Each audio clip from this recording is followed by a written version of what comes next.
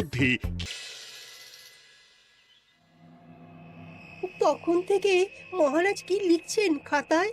মনে হচ্ছে সকাল থেকে চিন্তা ওনার মাথায়। হ্যাঁ, তাই মনে হচ্ছে। আমাদের সাথে কোনো কথাই বলছেন না, শুধু লিখে চলেছেন। একজন মানুষ মনোযোগ দিয়ে কাজ করছেন আর তোমরা ক্রমাগত বকে চলেছো। না, আসলে মহারাজ কি কারণে চিন্তিত সেটা জানতে না পারলে আমাদেরও চিন্তা হয় বই কি। হুম অর্থ বুঝলে, অর্থ। রাজকোষের অবস্থা খুবই খারাপ, আর সামনেই তো শিবরাত্রি পুজো। কিভাবে যে কি হবে কিছুই বুঝতে পারছি না। মহারাজ, এরকম হলে এবারে কিভাবে পুজো হবে? শিবরাত্রির পুজোয় তো অনেক খরচ। এত লোকজন আসেন, তাদের জন্য ভোগের প্রসাদের ব্যবস্থা করা তো মুখের কথা নয়। এবার তোমাদের সবাইকে দায়িত্ব নিতে হবে। আমরা সবাই। কি দায়িত্ব মহারাজ? আমি গতকাল তোমাদের রানীমার সাথে এই ব্যাপারে কথা বলেছি। রানীমা কি বললেন মহারাজ? দেখো, তোমরা সব সভাসদেরা যদি মুক্ত হস্তে দান করো, আর রাজকোষ থেকেও যতটা সম্ভব অর্থ সাহায্য দিয়ে এবারে পুজো এবং ভোগের আয়োজন তাহলে সুসম্পন্ন করা যাবে। দানের চেয়ে বড় পুণ্যকর্ম আর কি আছে? যে সভাসদ সবচেয়ে বেশি দান করবে তাকে পরে কিছু অর্থ সাম্মানিক হিসেবে দেওয়া হবে। আচ্ছা মহারাজ। তাহলে আজ রাজসভার আলোচনা এইটুকুই রইল, বাকি কথা পরে হবে। বলি গিন্নি, আমি খুব সমস্যার মধ্যে আছি বুঝলে। হ্যাঁ, তোমার তো অর্থের টান ধরলেই আমার কথা মনে পড়ে গো। কি করে বুঝলে? বাবা, বুঝবো না? এতদিন ধরে তোমার সাথে সংসার করছি, তাও বুঝবো না? আমি কি আজকাল আর তোমার কাছে চাই বলো? আমার মা আমার নাম রেখেছিল পার্বতী, আর বলেছিল দেখিস তুই ভগবান শিবের মতন বর পাবি। তোমাকে পেয়েছি, কিন্তু সাথে পেয়েছি অভাব। হ্যাঁ, সে যতই অভাব হোক, মন্ত্রী মশাইয়ের মতো স্বভাব তো নষ্ট করিনি গিন্নি। সেই জন্যেই তো তোমার সংসারে পড়ে আছি গো, নইলে কবে এই চাল চুলোহীন সংসার ছেড়ে চলে যেতুম। হ্যাঁ, বলছি শোনো না, এই কিছু মোহরের খুব দরকার। এবার মন্দিরে শিবরাত্রির পুজো হবে, কিন্তু মহারাজ তেমন খরচ করতে পারবেন না। তাই কি? তাই আমাদের সব সভাসদদের বলেছেন দান করবার জন্য। এই দেখো, আমার যা গয়নাগাটি ছিল সবই তো বন্ধক রাখা আছে, নইলে বলতাম। আরে বাবা, সে তো জানি, কিন্তু আর কোনো উপায় নেই। কি বলি বলো তো? দেখি কি করা যায়। আরে বাবা রে বাবা, এত চিন্তা ভাবনা না করে বাবা মহাদেবের ওপর ভরসা রাখো গো, উনি কোনো একটা পথ দেখাবেন। দেখো, দেখা যাক গিন্নি, উনি এখন আমার আশা ভরসা।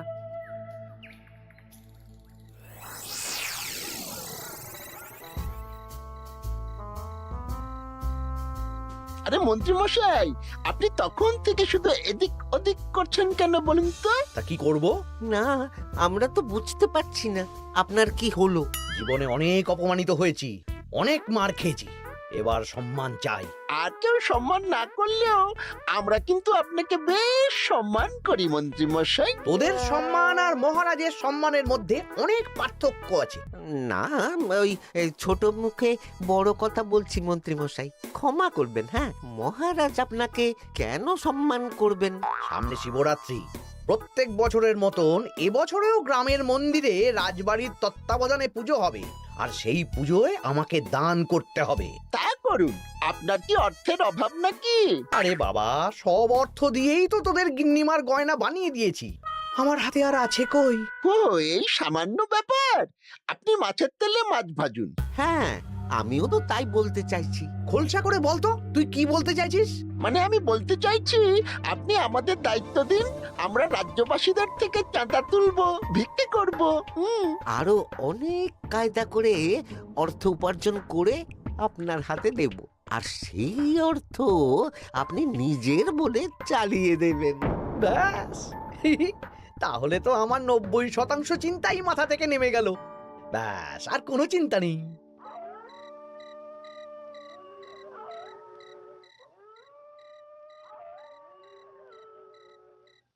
কি গো, এত রাত হয়ে গেল, এখনো ঘুমোচ্ছ না কেন বলো তো? হ্যাঁ, খুব চিন্তা হচ্ছে গো গিন্নি, এখনো বুঝে উঠতে পারিনি যে কি করে দান করব। শুধু অর্থদানই কি দান নাকি গো? শিব ঠাকুর তো আমাদের প্রত্যেকের মধ্যেই রয়েছেন গো। হ্যাঁ, তা তো তিনি আছেন।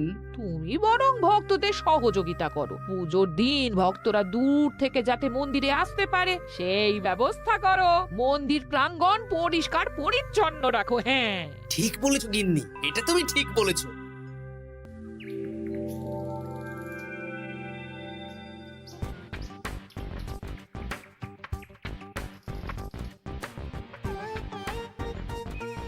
এই যে বাড়িতে কে আছেন?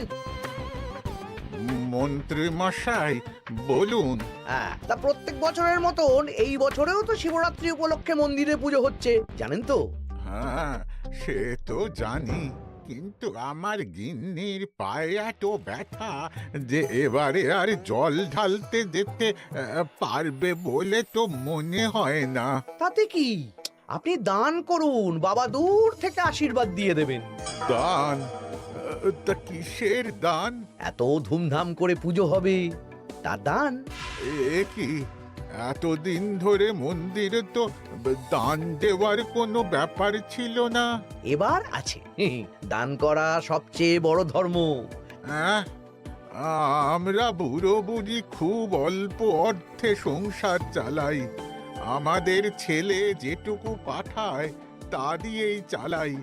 আমরা আর কি দান করব মন্ত্রী মশাই? দরকার হলে কদিন না খেয়ে থাকবেন, বাবার নামে উপোস করবেন, আর যে দান করবে না আমি তাকে এই রাজ্যে থাকতে দেব না। ওরে বাবা রে, দিচ্ছি দিচ্ছি দিচ্ছি। আর শুনুন, এই দানের ব্যাপারটা যেন 5 কান না হয়, নইলে কিন্তু। ওরে বাবা, না না না, ঠিক আছে ঠিক আছে। আজকে সারাদিনে ভালোই রোজগার হয়েছে, কি বলিস বটা? হ্যাঁ, কালকে আবার সারাদিন চাঁদা তোলা হবে। চাঁদা নয়, বল চাঁদার নামে দান তুলছি। হ্যাঁ, আর যা ভয় দেখাচ্ছি, কেউ ভয় মুখ খুলবে না। সেই তো চাই।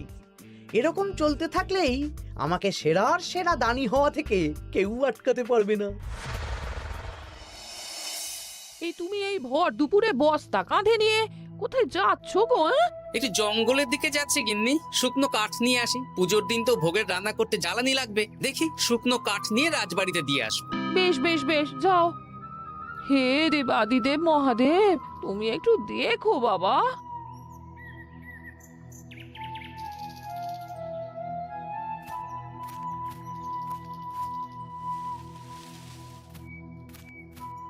আরে আরে, নগেন খুঁড়ো না, এই সময় কাঠ কুড়োচ্ছ কেন? কি আর করব গোপাল, কাঠ কুড়িয়ে নিয়ে যাচ্ছি, এবার এগুলো হাটে বেচবো। সে কি গো, তোমার ছেলে তো শহরে চাকরি করে বলেছিলে, এ মাসে সে অর্থ পাঠায়নি? সে তো পাঠিয়েছিল বাবা, কিন্তু আর ভাগ্যের পরিহাস, কি বলবো বলো। কি হয়েছে, কোনো সমস্যা নাকি? না না না, সমস্যার কথা জানানো যাবে না, জানালেই আমাদের বিপদ। আরে কি হলো, চুপ কেন? কি গো খুড়ো, কিছু বলো। কাউকে বলবে না তো বাবা? না না, বলো না, আমি কাউকে বলবো না, আমাকে বিশ্বাস করতে পারো। আসলে আজকে সকালে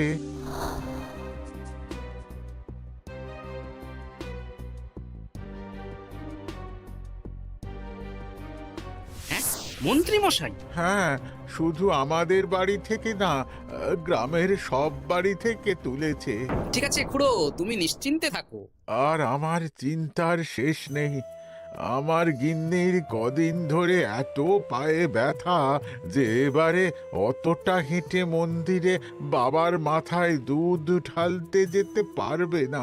ঠিক আছে, তুমি একদম চিন্তা করো না, আমি দেখছি কি করা যায়।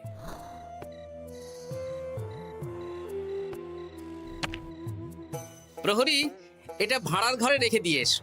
বলো গোপাল দিয়েছে, ভোগ রান্নার সময় জ্বালানি লাগবে তো, তাই এই কাঠ দিয়ে গেলাম। আচ্ছা গোপাল দাদা।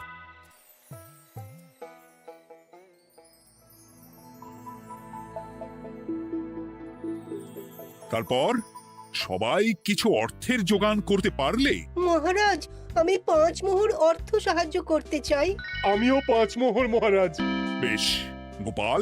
মহারাজ, এখন আমার হাত একদম খালি, তাই আমি অন্যভাবে সহযোগিতা করার চেষ্টা করছি। কিরকম? এই তো গতকাল আমি 1 বস্তা কাঠ দিয়ে গিয়েছি, আজকে আরো দেব। তারপর আগামীকাল মন্দির চত্বর পরিষ্কার করব, আগাছা পরিষ্কার করব, পুজোর দিন ভিড় সামলাবো, যারা দূর থেকে আসবে তাদের একটা গরুর গাড়ি করে নিয়ে আসবো। আচ্ছা, বেশ বেশ, কর। মন্ত্রী, মহারাজ এই নিন,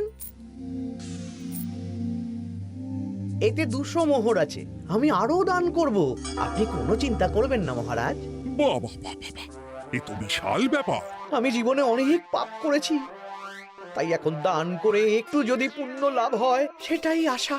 বেশ বেশ, পণ্ডিত, তুমি আর রাজবৈদ্য তাহলে পুজোর দশকর্মা দ্রব্যাদি কেনাকাটা শুরু করো। এখন ধারে নিয়ে আসবে, পুজোর পরে সব শোধ করে দেওয়া হবে। আচ্ছা মহারাজ, ঠিক আছে। তাহলে আজকে আমি আর পণ্ডিত মশাই দুজনে বাজারের দিকে যাব আর সব দশকর্মার দ্রব্যাদি কিনে নিয়ে আসবো। হ্যাঁ হ্যাঁ, তাই করো।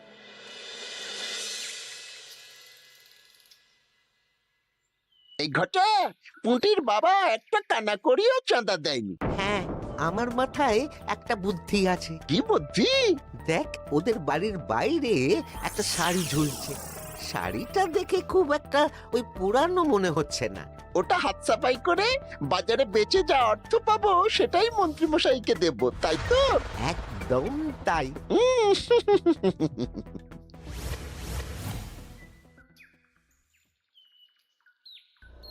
হাই পুটি, দেখ তোদের বাড়ি থেকে বটা ঘটা কাকা শাড়ি চুরি করছে। হ্যাঁ তাই তো। ন্যাপলা, ওরে বাবা রে, মরে গেলাম রে, ওরে মরে গেলাম। পালাও পালাও পালাও, ওরে বাবা। এই কি হয়েছে রে, চিৎকার করছিস কেন? আর বটা ওভাবে পালালো কেন? এই গোটা গোটা কাকা ওই পুটির মায়ের শাড়ি চুরি করে পালাচ্ছিল, আমরা ধরে ফেলেছি। সাব্বাস, এই তো চাই। তার মানে মন্ত্রী মশাই এখন দান করার জন্য চুরিও করাচ্ছে। বাহ, কি ভাবছো গোপাল দাদা? না কিছু না। আচ্ছা পুটির বাবা, তোমাদের বাড়ি মন্ত্রী মশাই চাঁদা তুলতে আসেননি? এসেছিলেন তো, কিন্তু আমি বলে দিয়েছি আমি পারবো না। নিজেদের বীজ ধান কেনার অর্থ নেই, চাঁদা দেবো কি করে? আচ্ছা, এই ব্যাপার, এবার বুঝতে পেরেছি। অনেক ভয় দেখালেন, চমকালেন, কিন্তু কিচ্ছু দিইনি। তাই বটা ঘটা চুরি করতে এসেছি, বুঝেছি। বেশ, এই সাবধানে থেকো। কিভাবে যে সংসার চালাবো? শোনো পুটির বাবা, তুমি এক কাজ করো। বলো। জঙ্গলে অনেক ধুত্র গাছ, আকন্দ গাছ আছে। তুমি পুজোর দিন সকাল থেকে মন্দিরের কাছে একটা ফুল মালা বেলপাতার দোকান দাও। এটা ভালো বুদ্ধি দিয়েছো। আমি তো এখন মন্দির প্রাঙ্গণ সাফ সাফাই করতে যাচ্ছি, আমি বরং কাজের ফাঁকে তোমার জন্য একটা ছাউনি দিয়ে মন্দিরের কাছে দোকান বানিয়ে দেব। তাহলে তো খুবই ভালো হয়। এই পুটি, তোরাও আমার সাথে চল, হাতে হাতে সাহায্য করবি। চল চল চল। চলো গোপাল দাদু।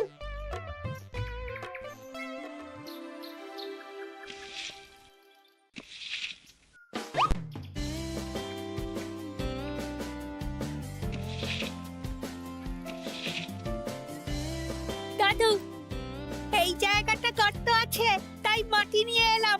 এই তো বুদ্ধিমান ছিল, এবার ঢেলে দে। ব্যাস, এখানটা এবার ঠিক হয়ে গেল। দেখি এবার মন্দিরের পিছনের দিকটা একটু পরিষ্কার করে দিই।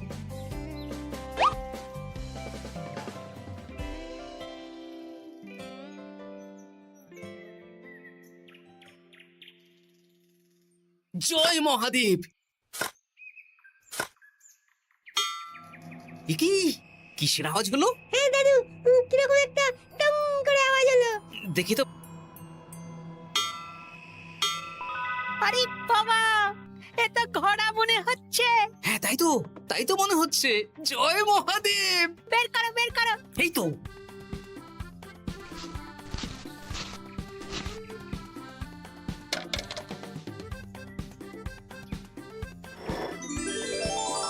ও দাদু, এ তো সোনার মোহর। জয় মহাদেব, তুমি সত্যি আছো প্রভু, তুমি সত্যি আছো। একই দাদু, তুমি কাঁদছো কেন? সবই মহাদেবের কৃপা। মহারাজ বলেছিলেন দান করতে, মহাদেব নিজেই নিজের পুজোর ব্যবস্থা করে নিলেন রে। হ্যাঁ, তাই তো দেখছি দাদু। তবে শোন, এই কথাটা কাউকে বলিস না। আচ্ছা গোপাল দাদু, আমরা কাউকে বলবো না। হ্যাঁ।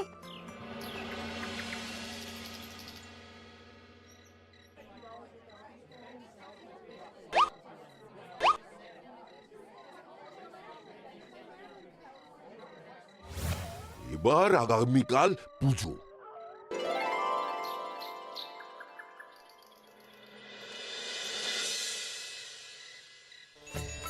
জয় শিব শম্ভু, হর হর মহাদেব। হে প্রভু, হে মহাদেব, জগতের কল্যাণ করো ভোলানাথ।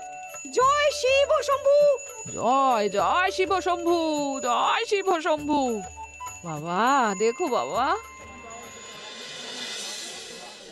বাহ বাহ বাহ বাহ, এই তো সব ভালোই হচ্ছে। ভালো তো হবেই মহারাজ, আমি যা দান করেছি পুজো পাঠ এবারে ধুমধাম করে হবে। দান করে অত অহংকার করতে নেই মন্ত্রী। এক হাতে দান করলে আরেক হাতকে জানাতে নেই, বুঝলে? বুঝেছি মহারাজ।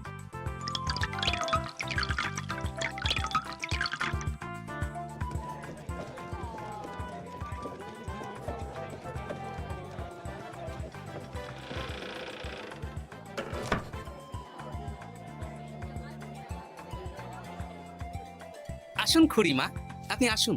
সত্যি গোপাল, তোমার মতো মানুষ হয় না।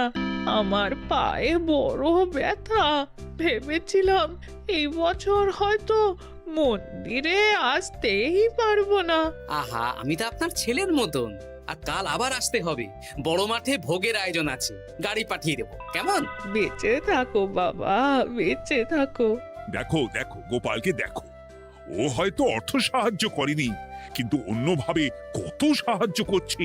এই মন্দির প্রাঙ্গণ থেকে সব আগাছা পরিষ্কার করেছে। মহারাজ, আপনার সাথে কিছু কথা আছে। কি কথা? এখানে বলা যাবে না, যা বলবো আড়ালে। আচ্ছা চল।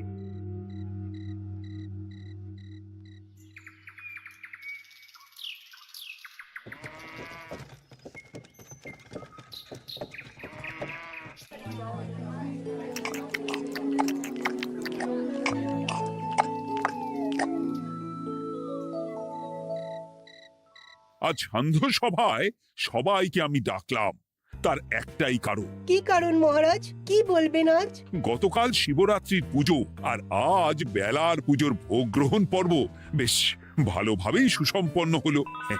এতে আমি খুব খুশি ও শান্তি পেয়েছি। তাই মহারাজ আমাকে সম্মান প্রদান করবেন, তাই তো? আমার মনে হয় আমি সবচেয়ে বেশি দান করেছি। না, তুমি তো কোনো নিঃস্বার্থ দানই করনি। মানে আমি যে কত মোহর দিলাম। ওগুলো তো লোকজনকে ভয় দেখিয়ে দানের নামে চাঁদা তুলে দিয়েছো। সেরেছে, সব জেনে গেছেন। হ্যাঁ, সেই জন্য সম্মান নয়, তোমাকে শাস্তি দেওয়া হবে। ওরে বাবা রে, ভুল হয়ে গেছে, ভুল হয়ে গেছে। ক্ষমা করুন মহারাজ, ক্ষমা করুন। এসব ক্ষমার অযোগ্য ভুল। যাই হোক, মহাদেবের কৃপায় মহাদেবের পুজো হয়েছে। তুমি যে অর্থ লোকজনের কাছ থেকে তুলেছিলে সেটা লোকজনের মধ্যেই বিলিয়ে দেওয়া হবে। তাহলে পুজোয় যা খরচ হলো তার বকেয়া কিভাবে মেটাবেন? সেটার ব্যবস্থা তো স্বয়ং মহাদেব করেছেন মন্ত্রী মশাই। হ্যাঁ, মহাদেব কিভাবে? আমি একদিন বিকেল বেলা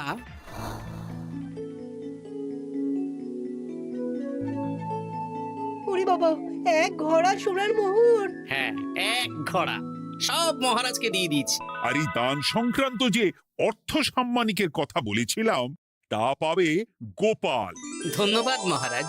তবে মন্ত্রী মশাই যে অর্থ লোকজনের কাছ থেকে বলপূর্বক তুলেছেন সেটা দিয়ে গরিব চাষি ভাইদের বীজ কেনার অর্থ দান করা হবে। আর মহাদেবের কৃপায় যে এক খড়া মোহর পাওয়া গেছে তা দিয়ে বকেয়া মেটানো হবে। সাবাস গোপাল, সাবাস। এই না হলে আমার গোপাল। সাধু সাধু। আর মন্ত্রী মশাইকে কি করা হবে? ওকে কাল শাস্তি দেওয়া হবে।